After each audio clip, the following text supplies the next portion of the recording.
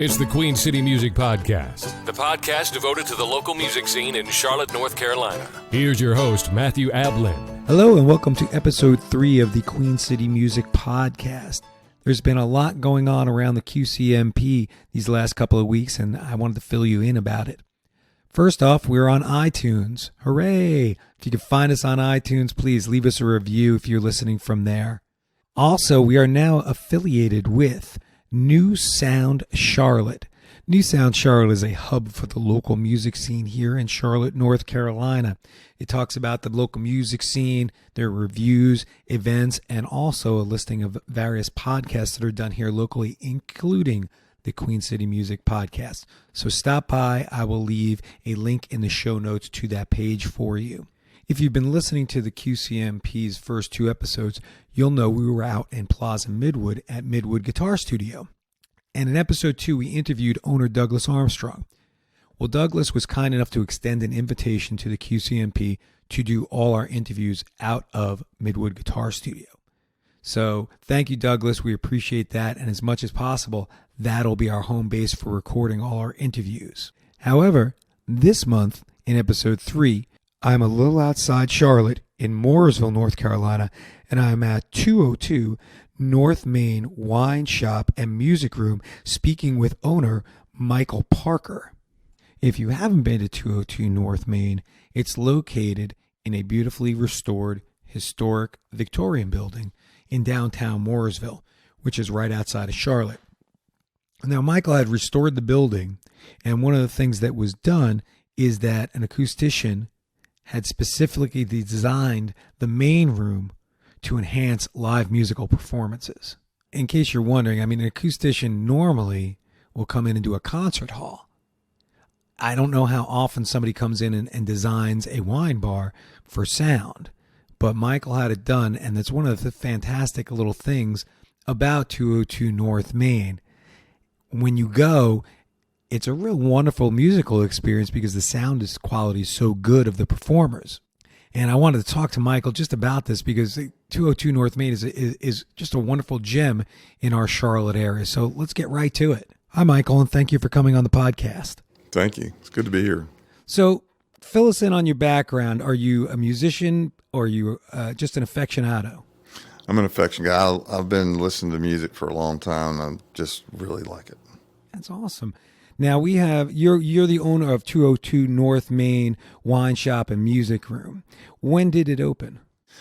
The wine shop opened after we finished the renovation in 2003. It was a bottle shop, and it was a bottle shop until 07 to 08, and then when the economic crash happened in the real estate market, wine being a luxury item, kind of went downhill, and all your specialty, like your wine warehouses came in. So I was looking for something to add to what we had here. Okay. So was having music here at the wine room always something you had planned on doing, or was it a secondary thing because of the economic downturn? It was a secondary thing. I always had plans of just having a bottle shop, and but that business started really going downhill, so I had to find something. And quite frankly, I used to go out, and from here it was quite a trek to find some good music. So I'm like, well, let's see if we can just bring music here. Well, all right. So I'm going to backtrack a little bit. So you have the wine shop. You decide to start bringing in some music.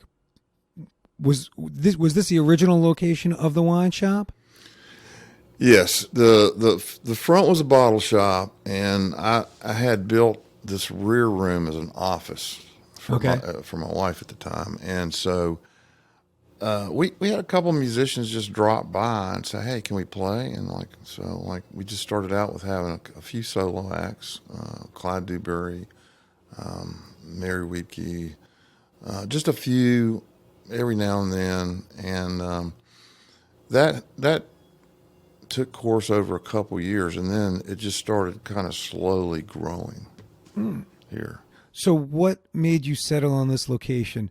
It's in downtown Mooresville, for those of you listening, and it's in a beautiful spot. Downtown Mooresville is a historic area.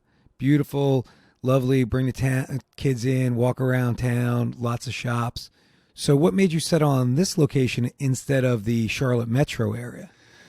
My wife originally grew up here, and she had a business here. And so I was looking for a real small building, like a 7-Eleven. And all of a sudden, I end up with 2 buildings, right? 2 3-story buildings. And I'm like, oh my gosh. And so there was a need to get some cash flow going in terms of retail rental and stuff like that. And we were talking earlier before the podcast started, and you've been here since what? Did you say 70? Well, I was in Charlotte in the 70s, but no, I bought these buildings in 99 and the wine shop started in 03. Really? So before the Charlotte growth boom? Yeah, it was. Wow. Yeah. So you settle on this location because of affordability, basically. I mean, it's just I just couldn't, and my wife, and at the time my wife was here, so I ended up coming here. Okay. Now you have the room in the front, so that was the original shop for the wine. Started having musicians come in play, but having talked to you in the past, it's an acoustically designed room. Correct. Originally, the building was a home furnishing, so I spent 4 years renovating it. Okay. And I was at the time working on some projects in Charleston, so I fell in love with the old buildings. This building was 1902, so I just really liked the Victorian. And one of the reasons that the man that sold me the building sold it to me because I was going to restore it to its Victorian era, and so that's what I did. And so it took 4 years of a lot of work to get it here, and then one day, a guy named Chris Sumby came in with a band, and he was the mixing board guy. And he said, "Hey, this room would be great for a music room. Have you ever considered it?" I'm like, "What are you talking about?" And so, Chris turned out to be the manager of Sony's Los Angeles, California recording studio. What a stroke of luck! Yeah, and he had retired to Lake Norman. He was an acoustic engineer, and he had recorded, some of the Doobie Brothers, some of the different great bands in California. So he had all this equipment. And so we spent about 18 months taking all these measurements, and I had to build extra bar area. I had to dampen certain areas. We moved the stage around.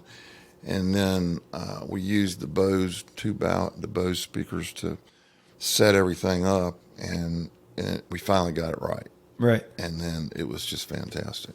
So how much convincing did it take you to convert it from your original vision into a acoustically designed room? Not much, because after I started seeing what was going on in terms of the music quality, I'm like, oh my gosh, I never realized that it could be this good. And then what happened is,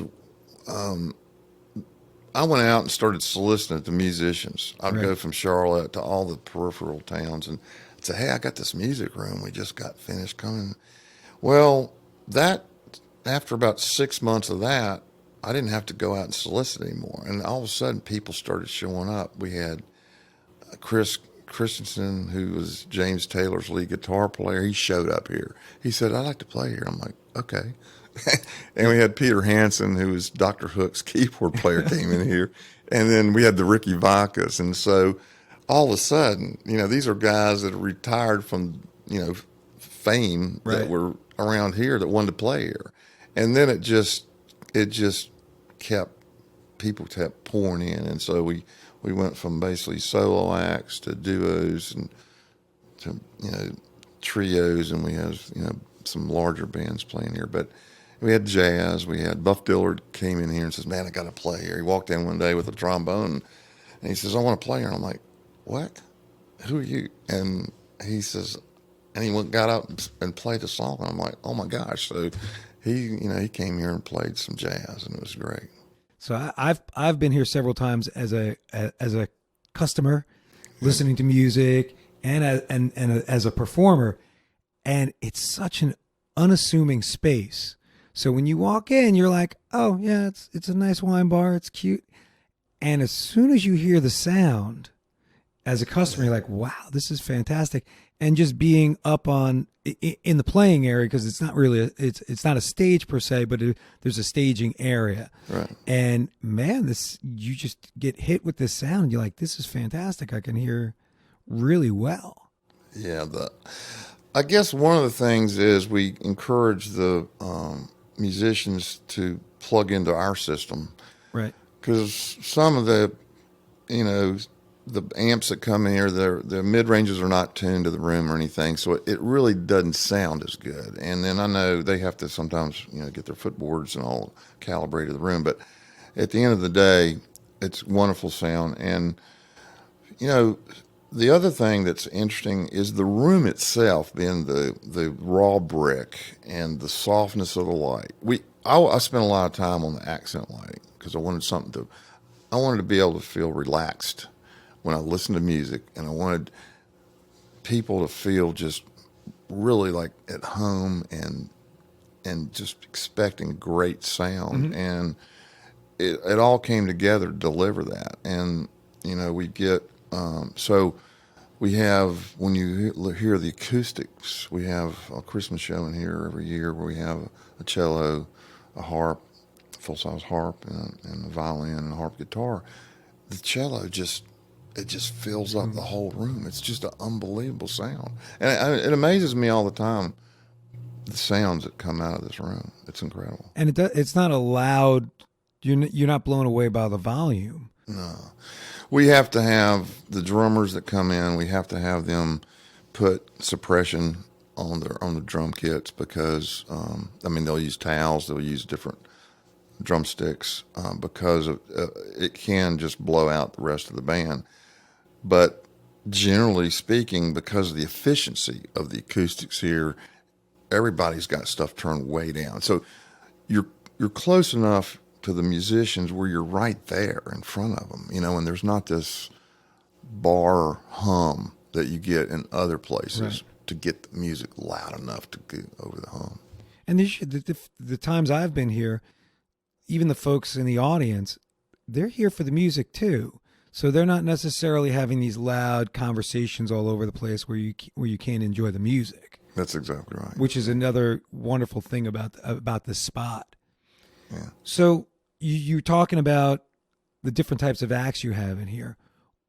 What kind of groups do you pull in? Of course, I'm guessing I haven't seen, but any big full rock band or anything like that. It's usually smaller groups, duos, trios, or even a quartet. Not that a rock band can't be those groups, but it's usually acoustically based. It's not loud and in your face kind of music. Well, I'd say I think we have some acoustic. Like last night we had Southern Style. It's acoustic. I came in and did acoustic, but there's been we'd have Delta Fire come in there. That's electric from Charlotte. We have y'all come in. Y'all are electric acoustics, but it's really a blend. I mean, the electric guitar in here sounds great, and we'll have the listening group that comes here on a regular basis is an older crowd, quite frankly. So you get the genre from this late '60s to early '90s classic rock and roll. Right. We do have some R&B groups that come in. We also have some jazz. We had a lot more jazz in the earlier years. We've had people come. Tina Coleman's played here. We've had Buff Dillard a bunch, and we had some different people come in. But we're kind of now a lot of rock and roll. Well, do you have any? Is the majority of the music coming in? Is it covers? Do you have some original artists come in? How do you work that out? Quite frankly, it's a lot of covers music. We do have original. There's people that do sing their original. They put originals into their set. They mix it in there, but when you go out and you hear some cover music, I think people typically get more entertained with cover music than sometimes getting in. It takes a while to get into some originals, right? So I think people typically are entertained by the covers. Yeah, but I think people go out, they'll hear the original, they'll go out to hear original music if an artist has a certain following. But I think it's really tough to have an artist that somebody doesn't know come into your establishment and then expect that a large crowd is going to come in just to hear their original stuff for the evening. Right. And the other thing that's interesting is we have a lot of musicians that come here to listen to other people. And so what I've seen and what I appreciate a lot is you see, let's say a band comes in here and plays Jump. Right. Well, it's interesting to see how well they play Jump or how well they play a song. So, you start seeing these bands come in and you see 4 or 5 people and, you say, okay, how good can these guys play Van Halen? Right. And it's interesting to me. So I get to see all this. And some people play it better than others. The other thing you see, version coming in. The other thing you see is different styles, which I really love how people play the different styles of the cover. So you get that's sort of the originality of some of the bands. Also, is how they style those covers, because you see a lot of variation in styles, and so I love that. I love that it still covers, but there's different styles in the way people play it. Yeah, in my group, Matt and John Acoustic Duo, we do a lot of covers, of course. And one of the things that was interesting to me when we played here a few months back, you were like, you guys do harmony. Yeah. Wait a minute.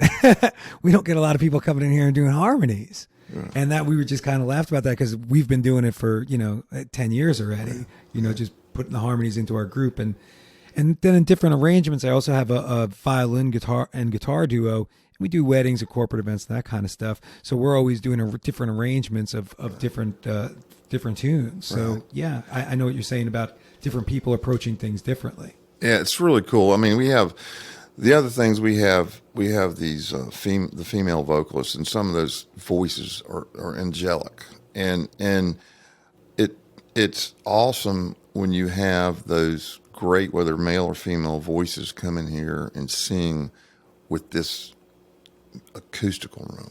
It's a whole different section of music than just the instrument parts when you start. And a lot of the places, and I travel a lot, and all the towns I go in, I'm out at all the bars. I'm listening to music. I'm meeting musicians out on the road, and I'm really disappointed sometimes because I know what these people could sound like in a really nice acoustic done room versus where they're singing, and you got a lot of, it just doesn't sound good. And then a lot of times it's not like 202 North Main where people are coming to listen to the music. Particularly, they're going to the bar. That's right. And this person's stuck in the corner and they're just doing their thing, and that's it. And now you're not only competing, you have to fight to hear the music. You have to, there's a ton of people around talking. So the music is almost secondary. It's background a lot of the times, which is kind of sad. Yeah. I can't imagine. I've never played music in facing that, but yeah, I think it'd be a distraction. I think it is. I mean, we were talking earlier again, and live music today, you have a competition now. People aren't going out just to hear live music anymore. There are people going out to hear live music because they love live music, but they're going out to the bar to grab a drink. They're hanging out with their friends. They're not just there for the music. Or people have a choice. They could stay home and watch Netflix, or they could go here or go there, or some of the breweries we've talked about that. That's a lot of competition these days just for your dollar. Right. And it's not just live music. Right. So which is kind of sad. Yeah. Another question I had for you, we were talking about the different groups. So what's your process like for picking the groups? Are you picking groups? I know you also have your manager, Mark, and Mark picks some groups. Well, we from the first, I used to have people come in and say, okay, I can do this, I can do that, and we would let them play, just let them play, and that became a problem because some people, or they'd come in and they drop off, a music CD, and what we found is that the CD or what people said they could do was different than what they could actually do.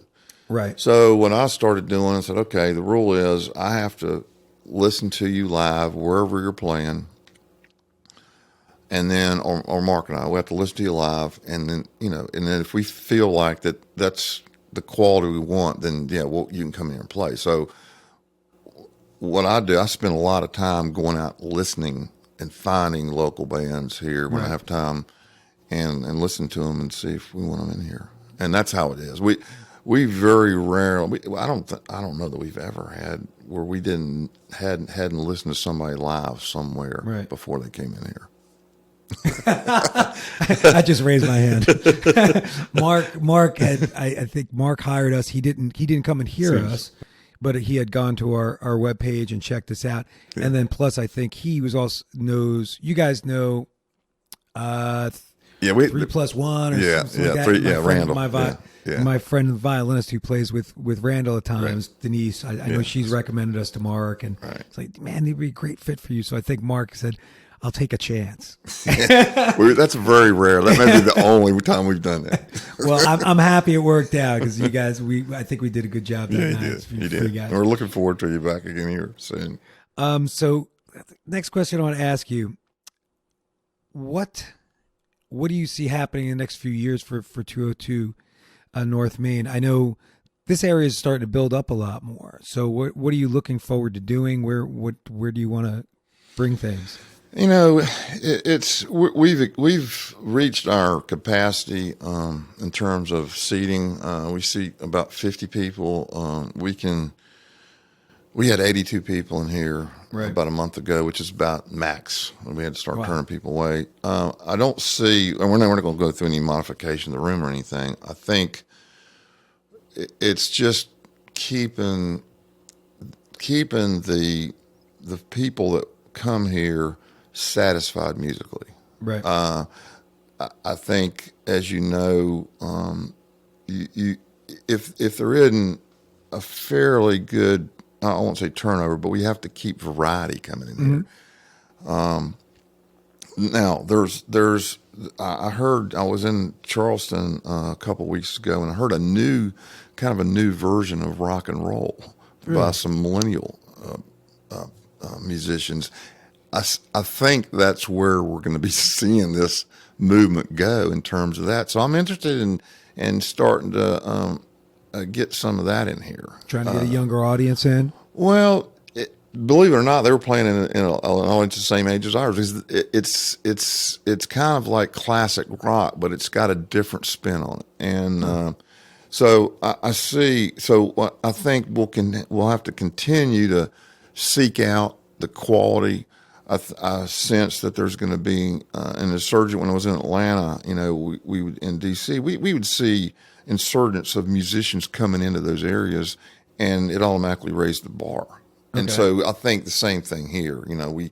We have lots of musicians coming into this area, so I think the bar is going to keep rising up, and I think we can keep fueling the quality of music that we want here. Yeah, I think you're right on. As Charlotte starts to grow, it's just going to bring more and more people here, and of course more and more musicians. And man, this town, it's going to start to get a little busy, and hopefully the music scene starts to expand too with it. Yeah, I equate it a lot to Atlanta, like where you had Gwinnett County, and then you had the explosion that went on in Atlanta, and we're in that zone. I don't think Charlotte's going to be going south very much. I don't think they're going to go to that much in Gastonia. And they're coming north, right? And so this area is really prone to development and people coming into this area, and interestingly enough, people still like to go out. Now, they may not go out as much in certain areas, but I think music, and the whole time I've been involved in it, there's always an appetite for music. Absolutely. And I think as long as we can stay and keep the quality, I think the room here, it deserves quality music. So that's kind of the reference for me. It's like I want to bring in the groups that will satisfy the quality of the room, and that means some special, like you all doing harmony, the excellence in the guitar, maybe the angelic female vocalist, or the really good acoustic players. And then the string instruments, that's a whole different. We hadn't had a lot of that orchestral, but man, your friend's violin in here sounds just awesome. You know, that's funny. On the way over here, I was listening to some classical music, and I just thought to myself, you might not get a packed house for it, but if you got a string quartet in here, they would probably sound amazing just playing for a couple of hours. Yeah, the Christmas show that we have, this will be the 6th year we've done that. Okay. And it's usually the 2 nights on the weekend before Christmas. And like I say, the cello, it's unbelievable. It's hard to describe how big and how saturating that sound is in this room. It's addictive. And then when you add the violin, I mean, they one year they surprised me. They played some at the end of the Christmas show, which is all Christmas music. Right. They played a classical style of Led Zeppelin. That's awesome. Some version of Black Dog, and I'm like, what is going on here? But it was great. Black Dog for Christmas. That is fantastic. Oh man.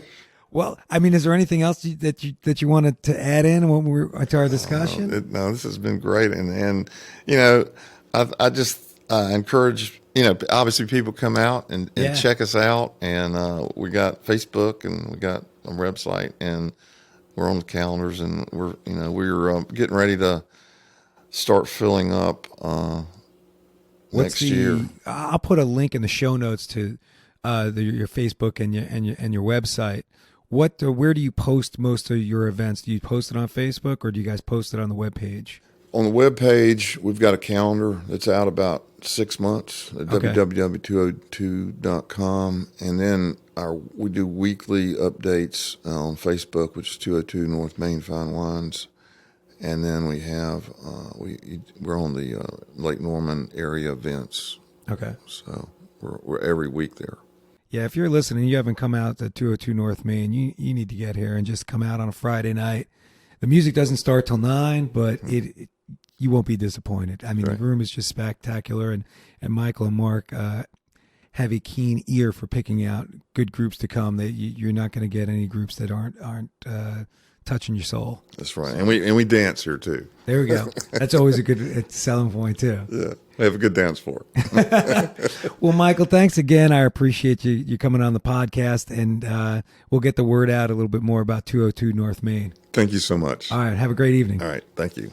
And that'll wrap it up for episode 3 of the Queen City Music Podcast. Check out the show notes for links to 202 North Main, New Sound Charlotte, and also to my own website. Take care. Bye.